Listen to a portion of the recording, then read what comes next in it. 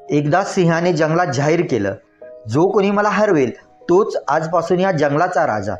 सर्व प्राणी घाबरून शांत बसले, पण एक छोटासा ससा मात्र पुढे आला. सिंह त्याला हसून म्हणाला, तू एवढासा छोटा आणि मला हरवणार? ससा म्हणाला, हो, पण मी सांगेल तीच लढाई खेळायची. सिंह एका क्षणात तयार झाला. लढाई अशी होती, दोघांनी नदी किनारी जायचं, पाण्यात बघत राहायचं. जो कोणी पहिला मागे वळून बघेल तो हरला. ठरल्याप्रमाणे दोघेही नदी किनारी गेले. सिंहाने पहिलं पाण्यात वाकून बघितलं. त्याला आणखी एक सिंह दिसला. त्याला थोडा राग आला, पण नियमानुसार तो पाण्यात बघत होता. काही वेळ बघितल्यानंतर त्याला त्याचा राग अनावर झाला.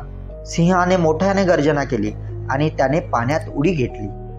पाण्यात उडी घेतल्यानंतर सिंह बुडाला.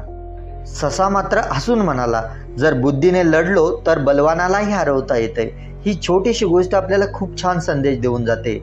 आपणही आयुष्यामध्ये जर युक्तीने जर लढलो तर अशक्य ही गोष्ट आपण शक्य करू शकतो.